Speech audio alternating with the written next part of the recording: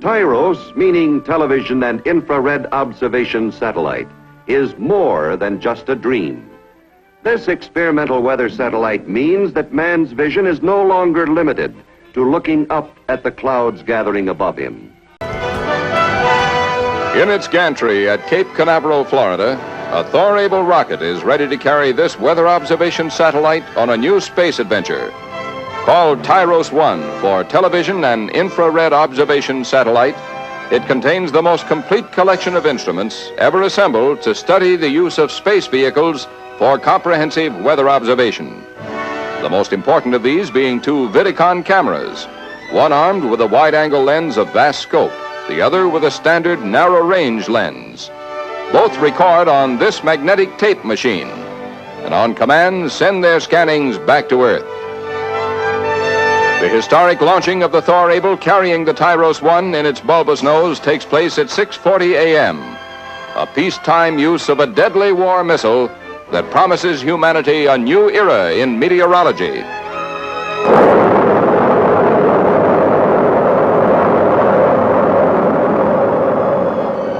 Graphic animation supplied by the National Aeronautics and Space Administration shows how the last stage of the rocket shot the satellite into orbit.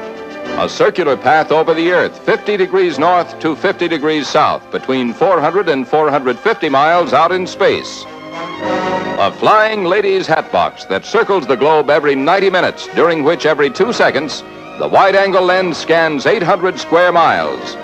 Recordings it's directed to send back to this receiving station at Fort Monmouth, New Jersey. Another space triumph for the U.S., which is explained to Ike at the White House by Space Agency head Glennon, who produces a picture sequence of the satellite scannings.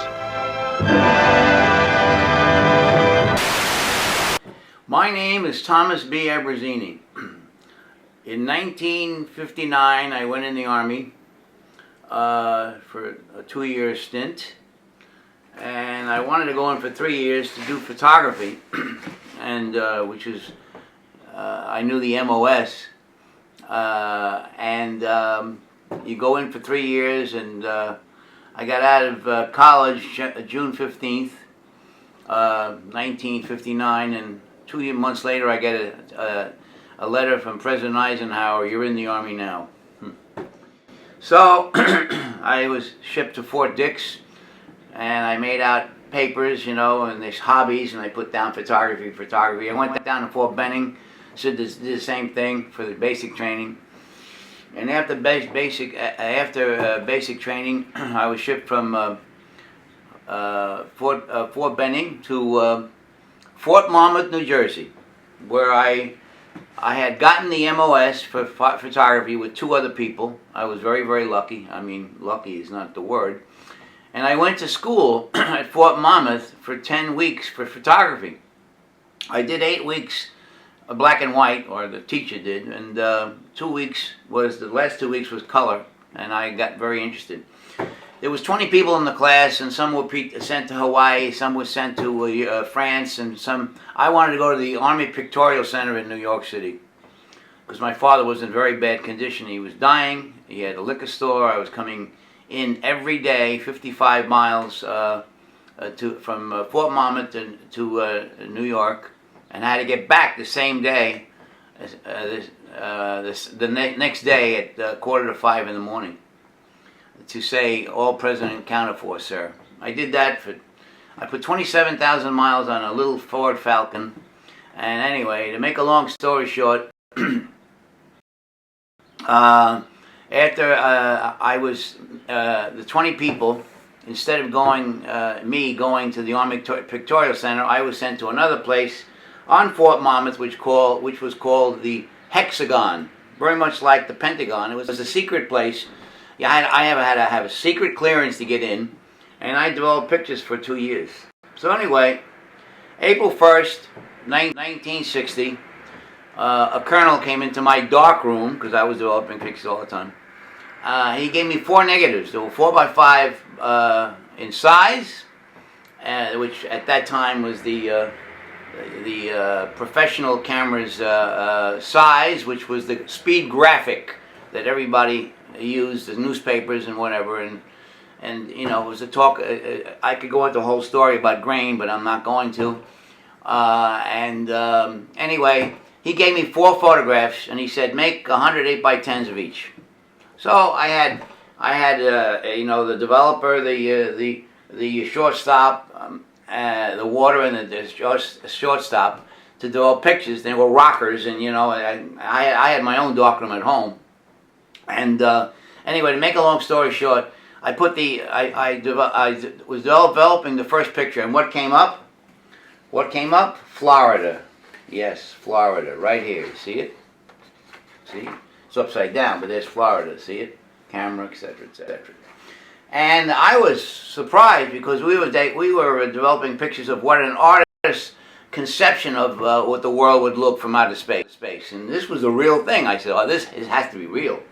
Then I developed the next picture, which was the Red Sea, right? Okay, with Cairo and the Nile River, etc., etc. And I said, holy cow!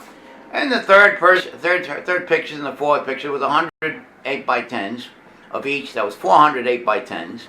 Colonel came in to my darkroom and said, Mr. Abruzzini, private first class Abruzzini, you developed the first pictures taken from outer space.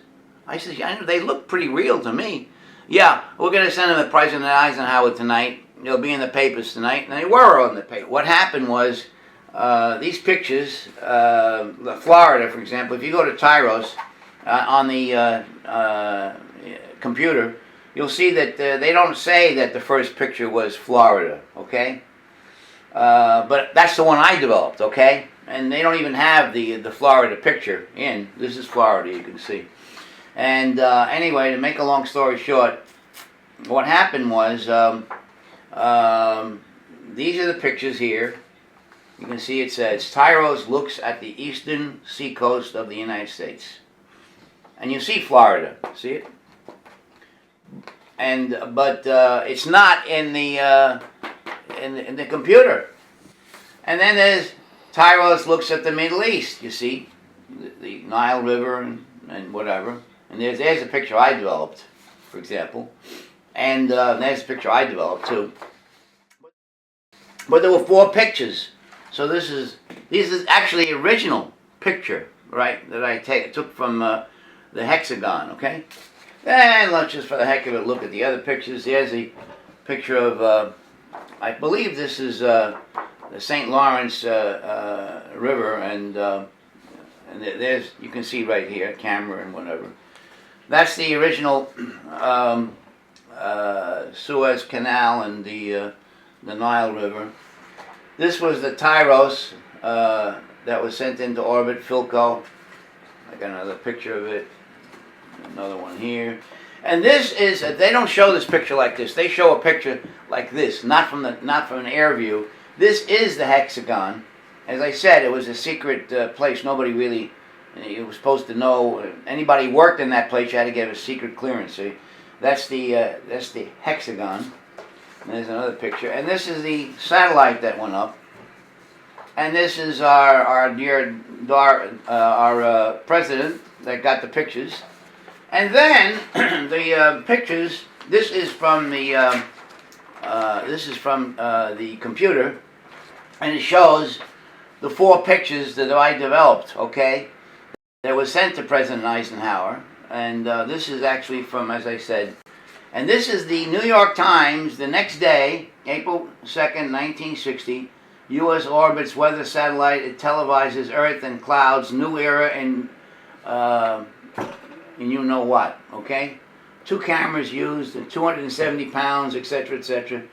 It's pretty damn interesting, I think. What do you think? And that's about it, I would say.